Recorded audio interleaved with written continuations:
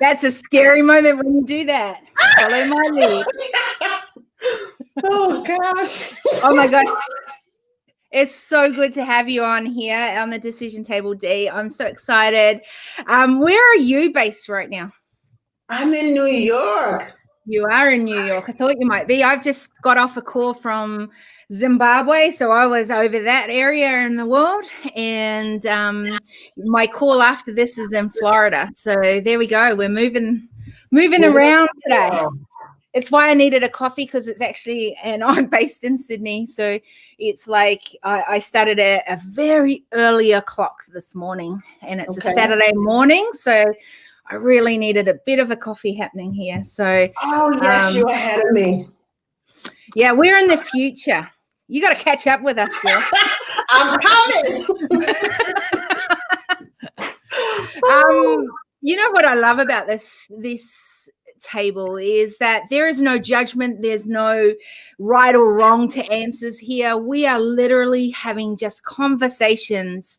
And for me, in the work that I'm doing right now, it's been really obvious that some things keep working, some things we keep bringing with us as we go forward.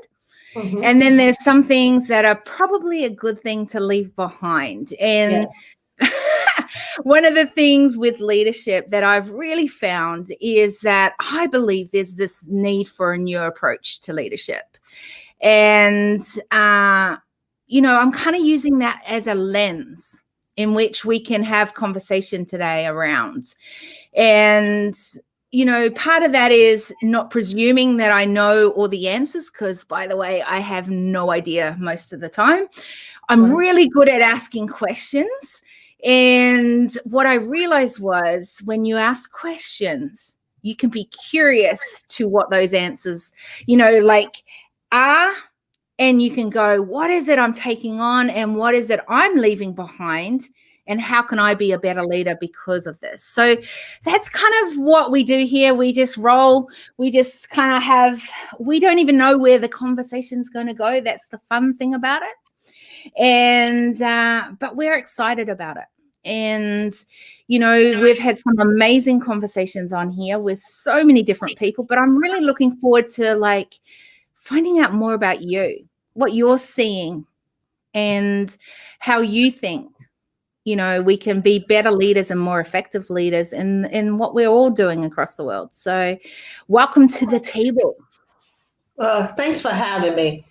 One thing that I appreciate is that you're having the conversation, which is one thing that we need to have more of, because the conversation is already happening, whether it's behind the closed doors or whether it's in their home.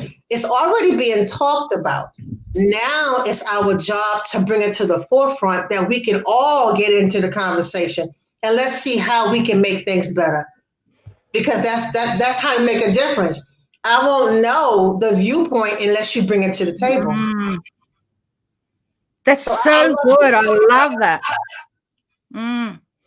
So how do we have more open conversations? Because you're right. There are conversations happening. There are definitely conversations happening. And that's the thing that I felt was I felt that I was keeping it inside because I was able to have these conversations behind and closed doors. And I was like, but we need to be having these in the open. And I have to say to you, the feedback from everyone that has been on here has been, I've never had a conversation like that over in the open. And I'm like, wow, these are leaders in their own sphere of influence. They're not having these open conversations. How do we do that? How do we have more conversations that are open? Especially when, by the way, there's a lot of judgment. What if I say the wrong thing? Yes. What if I upset someone? I only truly want to respect you as a human being. So I don't want to say anything, but I'm okay to have conversations where I don't agree with you, right? Right. See, that's the thing. So am I afraid to have the conversation because I'm afraid to be wrong? Am I afraid to be judged? Or am I afraid that maybe I'm just not right and I'll be seen as I don't know everything? So see, as a leader, we have to be not afraid to say we don't know sometimes. I really don't know. The world is really changing right now. It's so changing so much that we really don't know sometimes. So it's okay to come to the table and say, you know what, I really don't know how to make my business better or how to improve as a leader. So let me go to someone that does know. It doesn't make you less of a leader. It actually makes you a better human being because you want to make a better contribute to the world, because you want to make sure you are showing up your best self. How? By improving. It's okay to change. It's okay to say, today I am not at my best, but I know someone else that can. So let me reach out to someone and just ask for help. Yeah. I think it's good in theory, right? Like a lot of people go to me, man, you're gutsy to have conversations like this. And I go, I don't see it gutsy. This is me. I'm just being real. I'm turning on a camera and I'm going live with it. That's all it is. It's not that I'm being any different behind the scenes to what I'm doing here on the thing. I'm just as confident behind the scenes of what I do and who I am, because this is so, I'm just, you saw me before. I just rock up. I'm like, let's just go live. Like we just get straight into these conversations. Like, and I do that on purpose because I don't want to start putting my biases in place. I don't want to start putting my conditioning going, well, I might not be looking the right way. I might not sound the right way. I might not even go down the right rabbit hole. And that's kind of me, because my brain thinks so busy and I'm so curious. I go down all these rabbit holes. So why would I do it different in front of the camera, right? Like, welcome to me, to my world. And yeah, but I'm confident to do that. I'm confident to stand in my truth. I know what I stand for. I know what my non-negotiables are. But I also know how to work within and out of many different cultures because of my work that I've done. So I'm very comfortable to work with many different cultures. I'm very comfortable to work with many different abilities, from those that have extreme special needs to those that are absolutely capable and are world class at maybe some amazing sport, or so, like, it's extremes. And I think that what is happening is that the extremes are widening. And so for many, that's an uncomfortable place or an uncomfortable conversation when you're working or you've got extremes at the table. How do we come back to a spot where we can connect on if we come from many different extremes? I think, it's like when you were in school, there was different people from different backgrounds, different religions, different faiths. You played with them as a child and you were okay. So true. What happened to you as an adult? What programming, what shifted in your brain to make you think that now as an adult you can't do the same thing? We can, if we would just change the way we view things. Sometimes we have to go back to that innocence. It's okay to look at that person because maybe they can help you. Maybe they have something that you need, but you won't know if you're looking at them like as a foreign object. You won't know what they know. You won't get the time to understand that person. So let's sit down, maybe just have coffee. You can learn a lot about someone by just sitting down having a cup of coffee like you're doing right now. You can. Let's just have a conversation. Let's really get to know one another. Past the image. Who are you as a person? Oh, so true. Yes.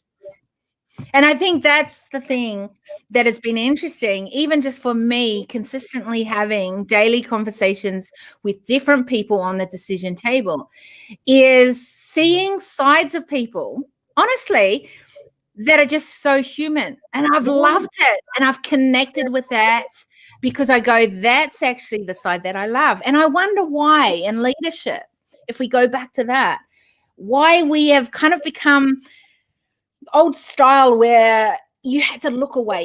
You had to sound a particular way, and if you did it this way, then you're going to be a great leader. And I think, how do we get back to that connection side of it, the human side of leaders? Actually, there are times when you're struggling. There are times when you don't feel like getting your hair right, or I felt like wearing a beanie today, and I felt really comfortable and it's funny because I was talking to a client yesterday, and they said, yeah, just be careful with your branding if you want to, I loved it when you wore a jacket. And I go, yeah, that's because I felt comfortable to wear a jacket that day. And I said, if you got me when I'm not in front of a camera, some days I wear caps, some days I wear beanies, other days I wear headpieces, and other days I like it just down and curled. Yes. Why would I do it different on there? But I do it different on there because the world says, okay, if you're a leader that has lots to say, then make sure you get that suit on. Here's the thing, I lost a major contract. And it was because everything was in place. Everything was like, this guy, he worked with CEOs, and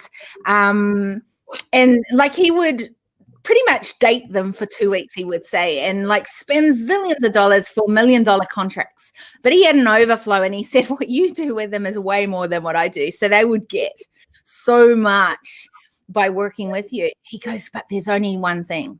And I go, what? He goes, you will need to put that what I call the penguin suit on. In other words, I needed to look like a corporate chick. And I go, sorry, not going to work.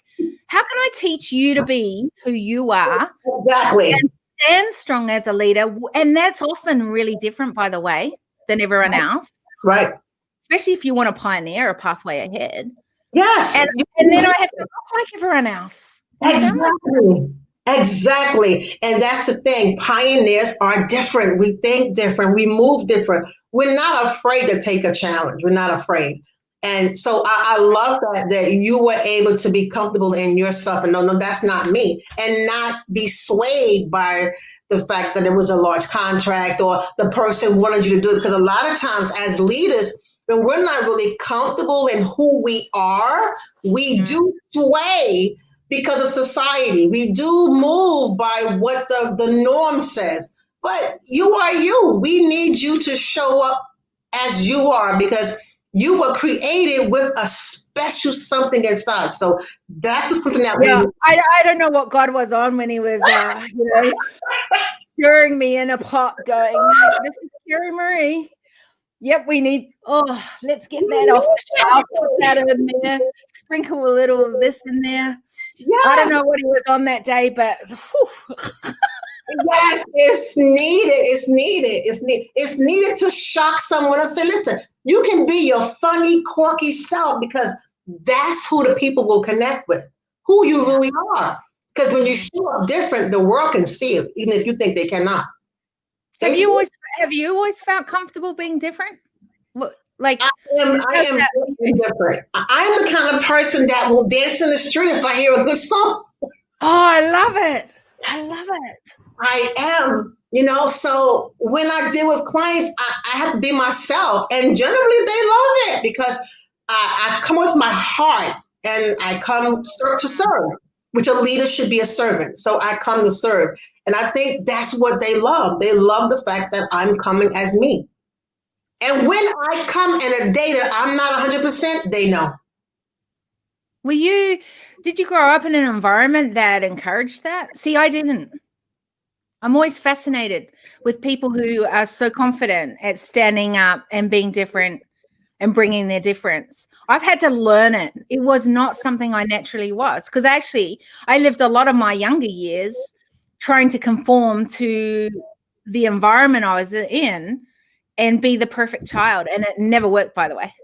It did. I didn't grow up like that. Well, it was kind of split. My dad always told me, "Oh, just be yourself." My mother would say to kind of conform. So I more so leaned towards my dad. My dad was a free spirit, and he was so free that the community. My dad was disabled, but he was such a strong leader in the community. And even though he was disabled, he had a heart for the community. The community would flock to him, would come to him for his advice and his help. And he was the one that actually mentored me, and this is what he did. And he didn't care, the fact that he was disabled, overweight. That was not his care. His care was, how can I help you? Oh, I love that. Adapted his method. Even though I might have had my ups and downs when I got married and went through depression and stuff, those things, but I had to refocus to know that as a leader, I know that sometimes that, things are not the best. I need to go get help. And I did that. So I had to reset myself to know, because now I can lead better. I can lead better when I'm able to reevaluate myself. And that's what I did. So I encourage everyone, while we're having these discussions, and there's some really good conversations going on at the decision table, let's evaluate ourselves. Okay, the world is changing. Am I changing or am I staying the same? Yeah, so good. So good. So let's bring that back into, we're at tables. A lot of the time, the table has looked the same, sounded the same, and those differences haven't been embraced. How do we change culture in that way? That is such a great question. And a lot of times it's hard because people are afraid of what they don't know. Yeah. We all sit into the table. Everything looks the same. So instead of us embracing the new, sometimes we can result to the old. So let's somebody have enough courage, not be afraid to be different, and be able to ask a question. You be the first one. Don't wait for the next person. You be the leader and you step up and you ask a question. What can we do different? I love that. Yeah. What worked? What has worked, but what can be better? Don't be afraid for change. I find leaders, they are so afraid to change that they think they may lose clients, they may lose business. No, sometimes you will improve it because you're not afraid to change, evolve. You're not afraid to add what's going on new into your business that suits your business. Fancy that. You might even enjoy the change. Yes, I didn't see that. Seriously though, right? It's funny because a lot of people have gone, and you're really addressing that around that there's this fear to change. And I hear it a lot, even in a lot of leaders. And I go, what? There's a fear to change? I go, oh my goodness, think of the opportunity, the possibility, because now we can bring some change in here. Yes. And you know what? It's exciting because now you don't really know what you can even tolerate if you're not willing to try. Just try. It may not work, but let's just try. And does this come back to trying means that we might fail? Have you found that? Like maybe it's the fact that leaders are freaking out that if I try something, I'm going to get it wrong. And then I'm going to get it wrong in front of people. So it goes back to that, well, I'm not going to look right. I'm not going to be. But that's why I think that, the new approach to leadership, there's a whole lot around this of less about proven and less about this is the right way and more about an evolving leadership. Yes. Yeah. Because as a leader, we should be growing constantly, not standing still. So yes, you may, how about you just show that you are human in front of your colleagues? Just show that you're human, okay? Because a human being, it's okay to make mistakes. It's okay to ask for questions. It's okay. But sometimes instead of us want to put on this, like you said, the clown suit, the big suit, nothing against no one else that wants to wear it, but if that's, that's your thing. But instead of putting on the outside, image in front of the people, like we have it all great, why not just show them that I'm human? Yeah. Like I sent out this message. And it was I was putting someone on LinkedIn, and the guy made a statement, and he said someone else might have said to you, might have gotten upset or nasty because when I sent it out, for some reason it went with the incorrect name, right? When I sent it. So I said to the guy, I said, let me tell you this. I said, in a world that is constantly changing and that is just so divided, you can choose to be rude and nasty and not be part of the solution, or you can choose to be nice and understand human error and be a part of the solution. Because you bring in, you're able to say, you're able to correct it and then move on. Why are we dwelling in something that happened that you very well could have made the same mistake? It's human error. And as a human, we are always able to make a mistake. So let's move on and let's get it done. It's so interesting what you're saying there, because even when you say as human, we're always able to make mistakes. See, when I made mistakes as a young girl growing up, there was huge consequences to that. Yep. So I became this person that was like a perfectionist, and boy, did that hold me back. It wasn't that attractive anyway, by the way, because it was like nothing was ever right. Like I didn't look right. The project that I might work on was never right. And so then I wouldn't put it out because there's something wrong with that. I haven't quite figured that out. And then it would take so long, right? It held me back massively. Yes. But I realized perfectionist for me, that side of it came literally from the fear of failing. Yes. I spent a year and a half literally going, I'm embracing failure. Nice. I love that. Yeah, but I can tell you it wasn't comfortable on my end. I love that. Because you know what? When I was smaller, I didn't have those fears. I didn't adapt some of them until I got older. Interesting. So why the switch? That's the thing. What made what right? So as a child, I was fearless. But when I got older, I think it was like you said, the fear of failure, not being good enough, and showing up in the world different. You know, moving from moving in business, moving as being a wife to now being an individual, showing up different. You know, or see that I failed in my marriage. Is anyone noticing? You know what's going on? There were my own things going on in my own brain, making me think when no one cared. No one thought about. So as leaders, we are sometimes our worst enemies. That's so true. And I often talk with clients around this whole perceived fear. Is this a perceived fear? Yes. Or is this a true reality? Yes. Do you know, I can say probably 95% of it is perceived fear. Yeah. You're calculating the result before it even happens. Don't do that.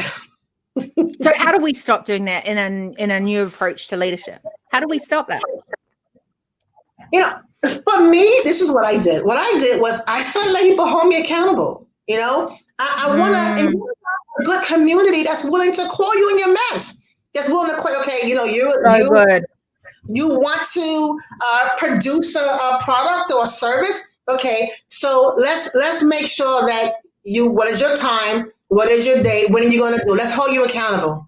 Okay, let's get people that are pushing you in the direction that you want to go and not holding you back, and not being afraid to change your circle when you need to. Oh, that's a good one. But that's kind of painful too, right? It is. But then that just tells me that we have to put people in the right category. And sometimes we put everyone in the same category. Sometimes they don't belong. Let's place people in the place they belong. Because if I'm putting you as my confidant and you're not ready for that space, then I am putting on terms on you that you're not ready for, so you're going to fail me, and then I'm going to go into my own spin cycle and think I don't have a team or I don't have. No, you're putting the wrong people in the wrong place as a leader. So if you're a leader, you got to know what team to be in what place. That's so good. So good. I love that. Here's the other thing that I find interesting, right? We talk about that, putting the right people in the right place. And that might have worked for a time. And I think that this brings back to the conversation that, and you sort of, have said some of this as well, of bringing back to the table that humanity is like first. We're humans. Because that's the one common ground that each one of us have at this table right now, right? Is that we are human first. I don't talk about diversity. I talk about distinctions because I think diversity brings division because it's like, well, you're so different to me. And I'm like, no, I've got distinctions. And yes, they are like my genius zone, my things that have either been developed within my DNA or my environment or my I've developed as I've grown older, and the skills and abilities that I bring to the table as well, they are distinctions, right? And I go, so great. So if we say that, yes, humans first, we bring our distinctions, it goes back to that conversation again before that we were talking about. It's not comfortable when you've got different distinctions at the table. True. We need to go here right now, I really think, is like, okay, we know there are racial talks across the globe. Exactly. We know this is an issue. And we also know we have to bring inclusion of many, right? How do we do that? How do we make sure we're not widening the gap? Because now we're saying, well, we need one of this and one of that. And is that going to be effective? I don't think I mean, I love inclusion. I love that, I love that whole space of it being, being included, but we have to make sure that we're not including to make sure that we fit a quota, but we're including because this is what can complement us. Yeah, add value, right? Yes, add value. Not just to be included, just because they have to be included. I have to meet a quota. No. Let's make sure the person is qualified. They're adding value. There's a reason. What is the why behind what you're doing? Let's analyze why we are doing what we're doing. I think that's all a part of the conversation. So first, ask yourself why you're doing it. Oh, it's so good. So why I'm doing it, and then how then, because we want to give voice, because maybe we don't even know, we haven't even created an awareness, right? That someone who brings way different distinctions to what I have at the table may need to be the next voice at that table. But if we don't even know about it, how do we close that gap? That is, I mean, I think that is like a $1 million question that most companies would want to ask that question like that and get a great answer. But I think it's different for every company, different for every person, because everyone will have their own way of running their company or running their own personal life. So now let's look at this individual. What attracted you to this person? What do your company need? Where do you need to go? Oh, so good. Let's evaluate the whole thing. And now when you get a clear scope of something, now you know what you need. I'm not just adding you because you fit the profile or you fit the look. So good. Are you the whole scope of my business, the whole scope of my life, even as a friend, the whole scope of everything? Because I'm bringing my own self to the business. I'm going to make sure, that I evaluate everything and make sure that you can come and complement what I'm doing, because a leader should really have people around that's smarter than them. Yeah, I so agree. So here's the thing. We've now got, we've created this awareness. We've got these different people at the table. Now we don't know how to navigate a conversation like that. Oh my God. So everyone is standing there, looking at the wall, staring at each other. What should we talk about? Yeah. So that goes back to the evaluation. So when you went into the meeting, did you have an agenda? What did you want to talk about? Did you write anything down, or did you throw it on someone else and expect them to start the conversation? No. As leaders, we have to use our voice. And we have to be, okay, let's look at the business. Let's look at it. And then don't be afraid to you are an awesome coach, Kimberly. Don't be afraid to hire my sister. Don't be afraid to reach out to her and ask her, what should I do? I don't know how to run a meeting. What should I do? I'm not sure with the new change. What is the right questions to ask? What is the right question? So to make sure that I'm utilizing my time effectively. What is the right questions? And then ask, Yeah. what are the tough questions? What are the questions that nobody is talking about in the open, but they're talking about around the water cooler? I don't know about you, but I think there was a time definitely where I found it hard to ask for help. Me It too. wasn't my natural go-to. Me either. So my husband, he has no problem with that. Has never had a problem with that. I thought it made me feel weak, so I didn't want to ask for questions. Precisely. So what I had to do, what I did was, when I noticed that I was spinning my wheels, I was being standing in the same space for the last 2 months, last 3 months. I looked like I was doing some movement, but really, I didn't really get any momentum.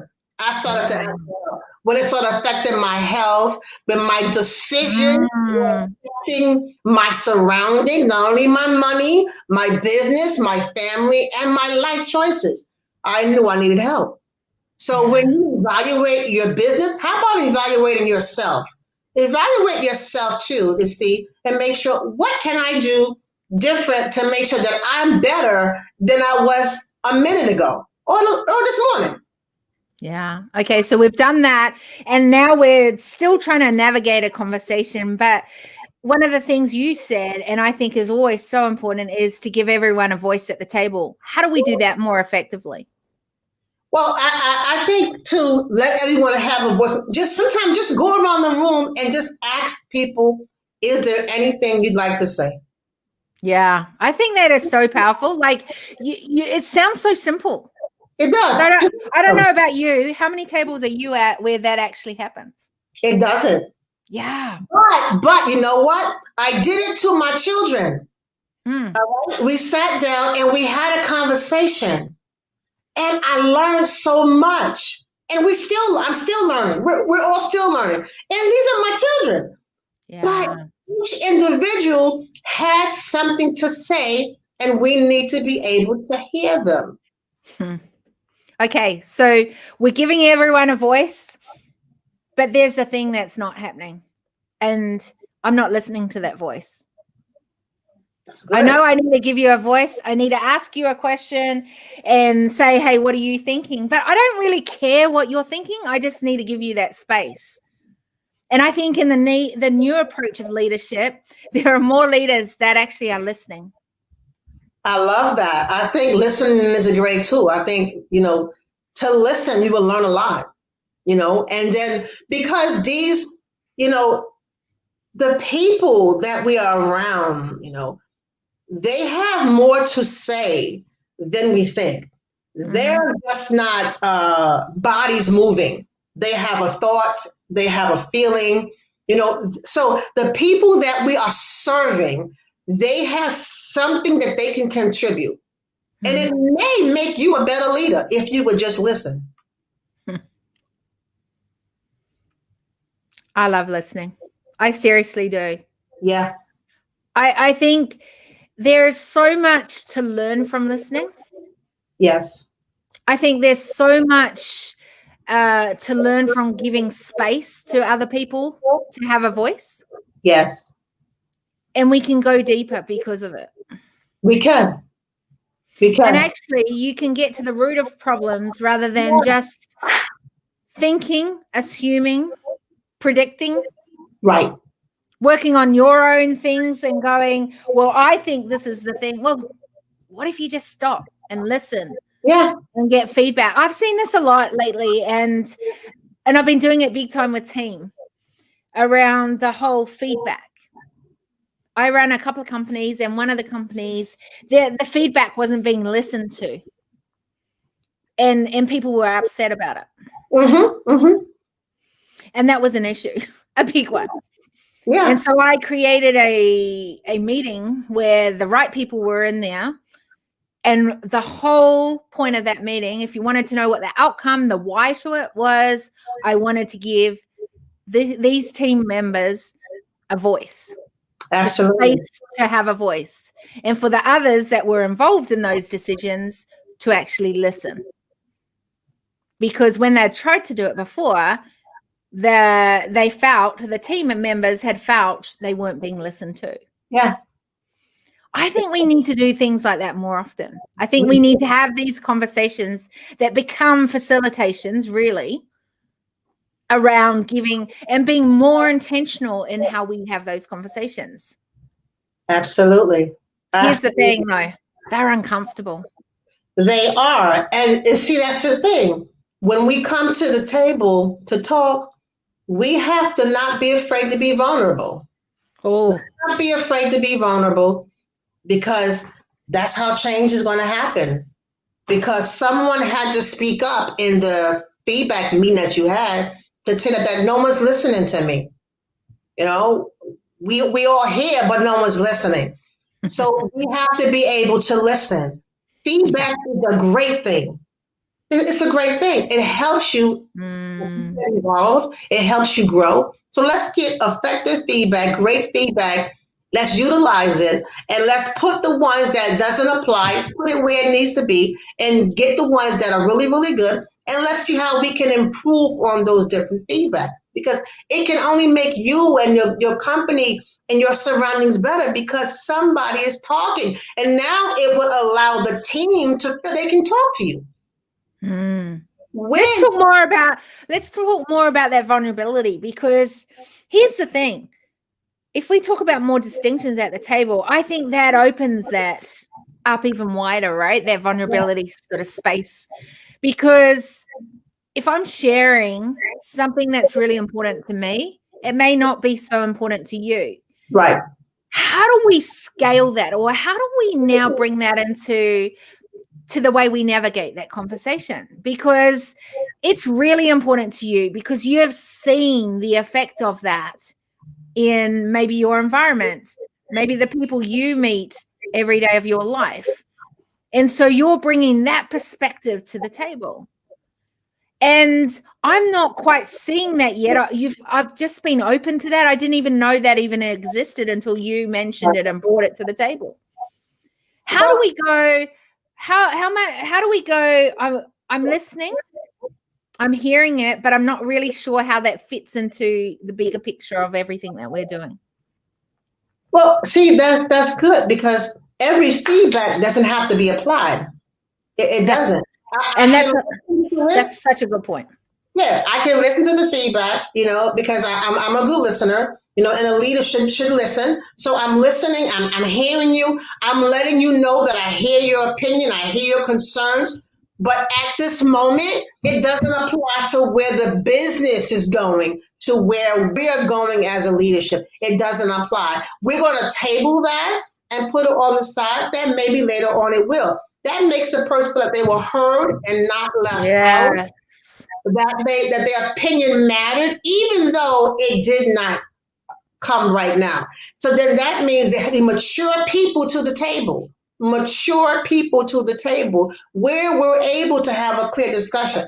Like when I do leadership training and I do inclusion as well, a lot of times that's a conversation that people are afraid to even say. I don't want to give feedback. I may get fired. Yes. They may not like what I'm going to say. I may get a backlash from it. I may be looked on as a troublemaker. So you need to have a comfortable environment where people can talk. Yeah, so good. And that's what I really think about the importance with this new approach, is curating the right spaces. And part of that is a safe place for us to have these conversations. And the other thing that you said there that I think is so important, and you just nailed it in the way that you said it, was the feedback. I need to know that I've been listened to, even if it's not being put. So I always say, every time I've heard something, okay, I've heard you. And I love the fact that you brought into the piece there around, I've heard you, and it's not where the company. So it's not an emotional thing. It's not because you're a different color, a different gender, a different whatever it is, right? Like, it's not about that. Yeah. I've actually value what you've said, because I think there's some really good pointers that you brought in there, but it's not where we're needing to go right at the moment. Right. And I always talk about now, next, later sort of concept. And the reason being, this is not a now thing. It may be a next thing, or it could be a later thing, but it's not a now thing. And I think if we can have those conversations where we are feeding back and communicating that I've been heard, I've brought value, and it's just not fitting into the pathway right now. Right. And I think those conversations are so much easier, and there's such a good framework for any of us to navigate through uncomfortable conversations. And it's so valuable because it values the person. Yeah. Because if you don't value the person that's speaking while you're talking, it can shut that person down. And when they have a really good point that can help you, they may not speak up. Oh, you speak truth there. Okay, so the other thing that I think, so many good things to the new approach. The other one that you've said, and I wanted to back to, and that was being a servant leader. I remember when we said that, Tanya in the comments said, love that. How can I help you reset yourself to lead better? And it's true. We need to have servant leadership within this new approach. Tell me more about that. Well, to serve as a leader, then that means you have to be able to sometimes put your title down. Let your title be put down, and maybe it's serving as having a company picnic and you serving everyone. Maybe that's so simple, or maybe it is you are going out to something simple, and really they can do it tomorrow. They take out their team leadership and they buy them coffee. Something so simple to serve them, to let them know, okay, you are important. You are an important part of my company. I value you. You mean a great deal to us, and we appreciate you. And then sometimes ask them, how can we serve you better? I ask my clients all the time, how can I serve you better? I even tell my clients to ask, how can you serve the community better? How can you serve the world better? Just ask. They'll tell you. So good. I remember one of my team that I was working with in one of the companies, they said to me, hey, by the way, why do you keep bringing in personal stuff into the meeting? And I said, because here's a moment that I'll never forget. When I asked one of our team from the Philippines, what was their win personally this week? And I'll never forget it. They said, it was buying my bike for my daughter. And so then we had that conversation. So months later, I brought it into a conversation in a team meeting, and I said, so how's that going with your daughter? How's she doing on her bike? And I can't press enough his comment behind the scene, which was, thank you for remembering that was so important to me. And I thought, what if we can do that more with the way we build our culture, right? In anything that we're doing. And how can we just see people as humans first, and just remember that just because it's not important to me doesn't make it less important for you. Absolutely. Absolutely. One thing that I had someone implement, and see, a lot of times we forget the little simple things. Yes. Even if those little things don't matter, but to the person, they remember it like forever. It's a meeting. The meeting is already awkward, right? Because people most of the time, they don't want to be there. What they're going to talk about, they're not for sure some of the meeting where it's going to go.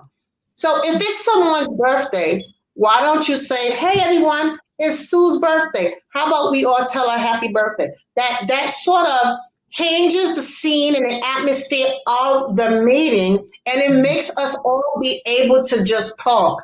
Because now we feel like we're sitting around friends. We feel like we're sitting around people that we've known for years, even though you may have known them, but not in an intimate space. So little things like that will make them feel more comfortable, and it kind of takes the edge Mm. off the room a little bit. Just simple things. Oh, hey, that's a nice blouse that Jim has on. The color brings out his eyes. It's okay to give a compliment. Yeah.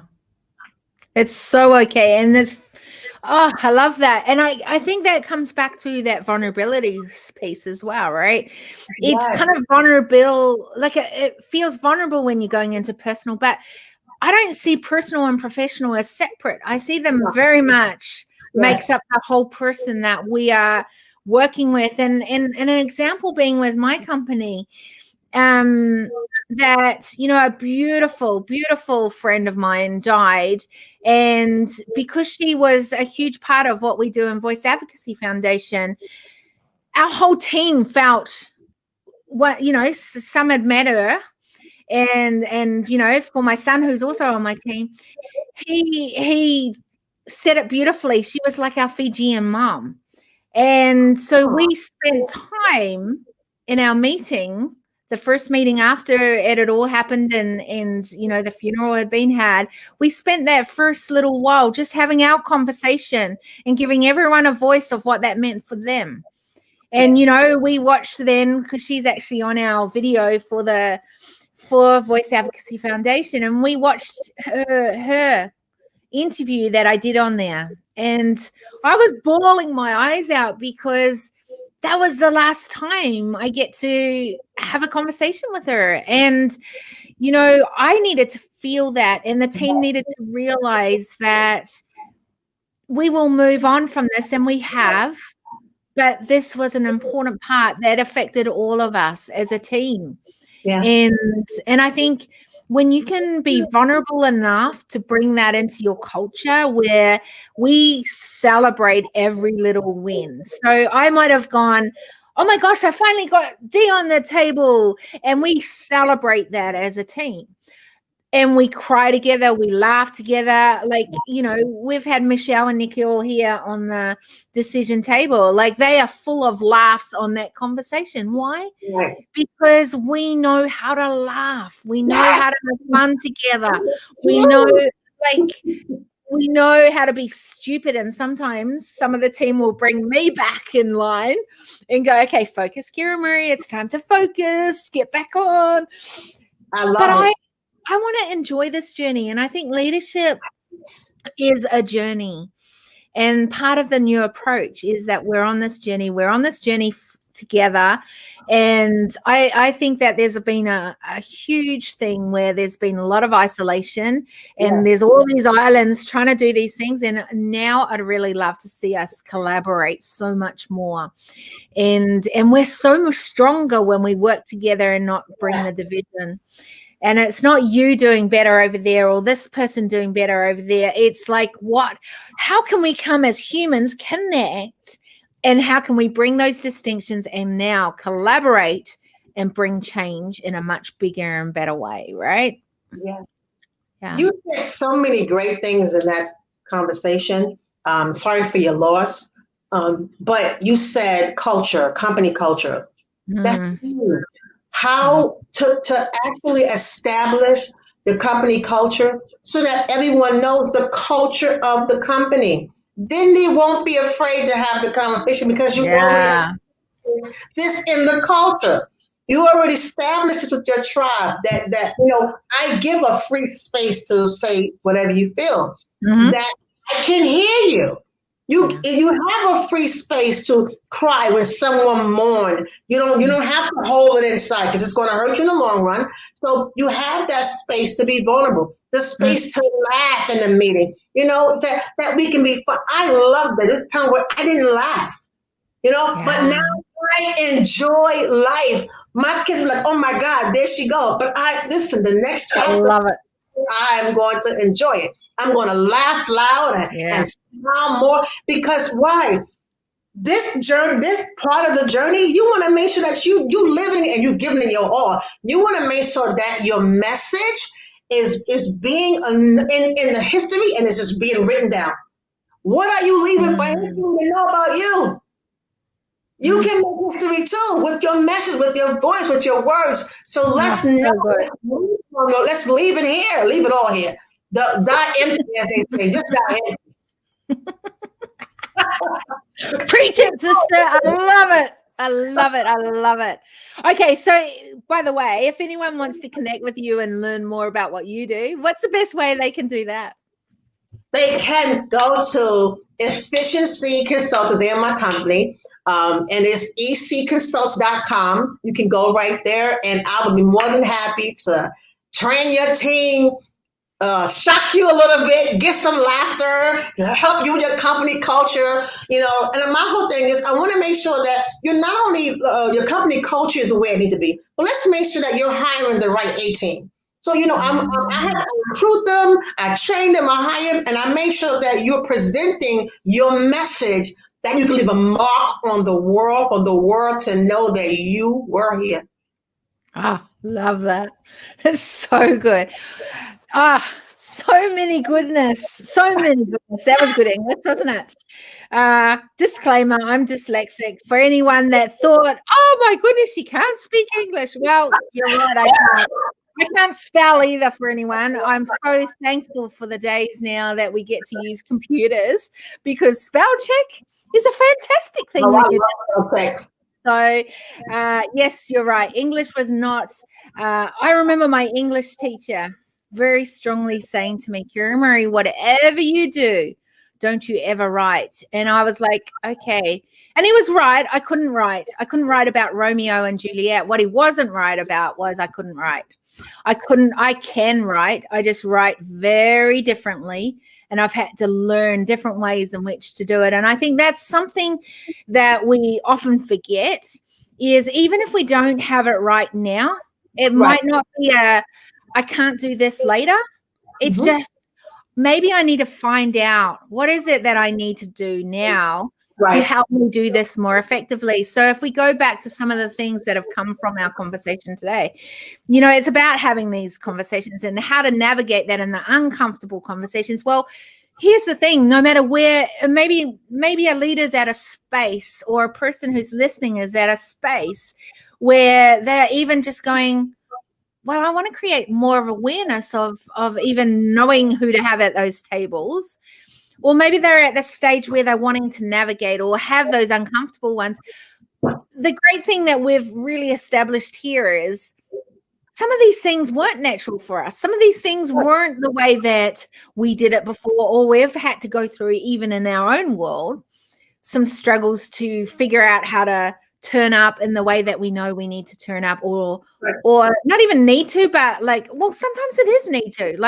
Sometimes I've just got to turn up, even if I think that this is going to be such an uncomfortable conversation, because there's always ways in which you can connect as a human. But a lot of the time it's about giving voice and listening, and not coming with all the solutions. Exactly. But being ready to have places and go, I hear you, and this is where our company's going. So that's not fitting right yet, but that's not saying that we're not going to do this maybe later, or that we've got to start thinking and use the lens in which you've brought a perspective to the table. What are some of the things I ask this at every decision table, because I think that there's so much that we can, let's never just have a conversation and go, okay, that was a great conversation. I'm motivated. I'm excited. I'm inspired. I want to see change happen from conversations, right? And part of that is awareness. And then it's our ownership. What are we going to take from this conversation? And so I want to ask you the question. We've had a great conversation here. I'm so, it's just been such a joy for me to be a part of this conversation. What are you going to take from our conversation today? I'm going to take from this conversation that to continue the conversation, because the conversation can't stop right there. It has to continue. And I have to be able to be vulnerable to allow the people that are in my space to speak. I need to be able to listen, to be able to hear them and see how can we all make an effective change. because the change starts with us. So now that we're having a conversation, everyone that comes on this conversation call, it cannot stop right after they get off. That's not where it ends. It's where it starts. So now how will I continue? What will I do after that? Sometimes you may take a minute to go and evaluate it. Okay, so let me go and let me hear. The conversation is opening it up, being more vulnerable, helping the leaders make an effective change. Now, what will I do to contribute to that? It keeps going. It keeps going. One thing that I did, two things I want to talk about, I want to touch on. You made a statement before, Lady said you should not write. They told me that I should not write, right? Because sometimes I may talk too fast, or that I should just stop writing. But at the third grade, I won an award, and she told me to stop writing, and I did, right? I didn't pick it back up until it became therapy for me. And then I started writing again. Now I write for larger publications about leadership. But I didn't listen to what the lady told me. I heard her, it affected me. And I said, now, how can I make things better? We're hearing this conversation today. Now that we're hearing it, we know that the change needs to be done. What will I do after it? Where did you find yourself in the conversation? What space in this whole conversation did you see? Okay, that she was talking to me right there. Okay, so now how will I change it? Or will I let it stay the same? Then the conversation doesn't become effective because you didn't change after it. So good. So good. Oh, what did I get? I got so lost in your conversation. I was like, I didn't even think what I got from the conversation. I was like, oh, I'm listening. That's so good. What did I get from our conversation today? Oh, so many reminders, definitely. And just even not just reminders, but I think there were two pieces that I love the perspective in which you brought to it. And that was the vulnerability and then the culture side. Like, I'm all about leadership culture. I mean, that's my whole fascination on it all. How can we be more effective in that way and actually have the decision DNA in our culture that is actually going to give us the results that we want? So I think that vulnerability within that culture is like, how can I be more effective in the way that I'm building culture in that way? That even as I open up more conversations to the public, where we are having more open conversations, not those closed door that we talked about when you first came on. It's like, how do we bring that vulnerability and build that culture into those open conversations? And I don't know that I have the answer right now, but it's definitely something I'm going to be looking at more and going, how do we do that? And the other piece was feedback. How do we make sure that those open conversations, that everyone feels heard and knows that next piece of where, now that we've had this open and I've been vulnerable in front of the whole wide world, you know what I mean? Like to the lives or whatever it is, how do I now feedback that and almost bring it back into that safety spot that, hey, that was just so good. There's so many things I've said from that, or even though I don't agree with you, Dee, I want to say they were great points you brought up, and I'm definitely going to be, looking further into that, thinking about that, seeing how that now do I shift on. Do you know what I mean? Like, it's that feedback that I think is going to be so important as we open up more of these conversations and go down some really deep and ingrained in a lot of systems and companies and things that are the really uncomfortable conversations, but we've got to start having them as an open forum more. Exactly. So that's what I'm going to take from it. Absolutely. I love that. Yeah. It's okay to have the conversation. Yeah. Dee, it is just, I want to thank you for coming on the decision table. What a joy it's been to have you, to hear your smartness that you bring to the table. I love the way that you think, the way that you've been able to literally execute any of the questions that I've asked you. Like, some of the reason I've asked those is because you were so good at being able to have that conversation. Sometimes with people you don't ask such tricky conversation, right? Mhm.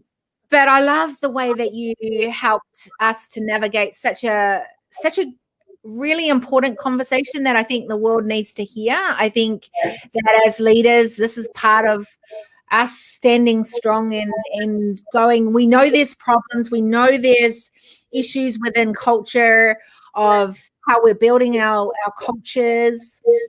We know that there are uncomfortable conversations. There's the need for more distinctions at the table and vulnerability. But with that comes, how do we do that? What does that look like? And I think we have been able to have such beautiful conversations.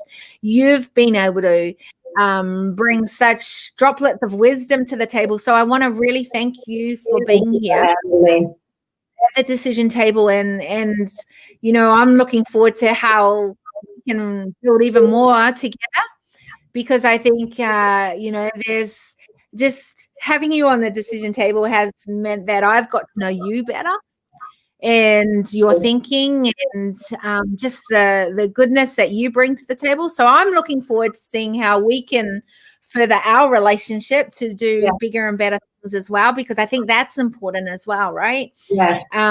Thank you for coming to the decision table. And anyone that is listening to this, by the way, this has been amazing golden droplets of wisdom. Make sure you're sharing it, because this is how we create awareness, is when we can share it across, whoever is in your sphere of influence and beyond, right? Like, that's how we keep the word sharing and openness. And Nikhil says, thank you, Dee. There you go. So, like, this is important. This is important to get the word out, to create more awareness, and then to have more of these conversations. So, Dee, what a pleasure. Such a pleasure having you on here. Pleasure to be here. I'm just so glad I was able to come, and thank you for inviting me. You're welcome. So if you were to give voice to something and our listeners to remember that from our conversation today, is there something you haven't said yet, something you want to add? What would that be? I think the thing that we kind of maybe drilled on is just talk. Just talk. Just open up your mouth and just talk. You'll be surprised who will be willing to listen if you would just talk. By my conversation, you're sending chills up me. When I started talking, my heart got healed because I started talking. By just opening up, I thought no one wanted to hear what I had to say because I wanted to put on a certain. No one can know that I got a divorce, so no one can know. No one can know that my business failed. No one can know. But when I had the conversation and I just opened up and talked to someone, my heart got healed. I came alive. So I would encourage you is to just talk. I love that. And what a way to finish the decision table today. Just talk. Set that as your intention for the next 7 days. Just talk. I wonder what conversations you might have. I wonder what, things that you would find that you have in common with people that maybe you didn't know before. I wonder what, new relationships you could build because you're willing to talk. Wow. I love that. And what a way to finish today on the decision table. Thank you, Dee. Thank you, listeners. And I'm going to end this broadcast. Dee, don't you go anywhere quite yet, though.